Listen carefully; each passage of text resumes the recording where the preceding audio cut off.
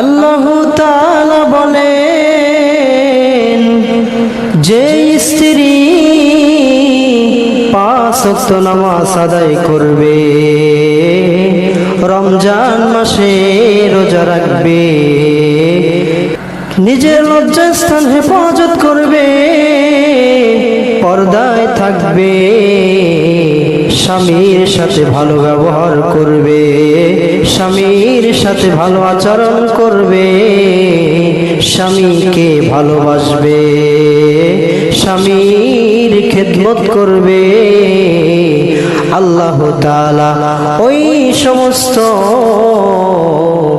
স্ত্রীদের জন্য জান্নাতের মধ্যে 8টি দরজা খুলে দিবে। সুবহানাল্লাহ। জান্নাতের মধ্যে 8টি দরজা খুলে দেওয়া হবে।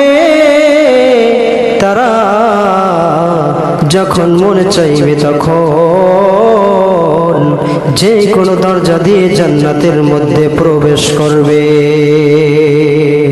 সুবহানাল্লাহ।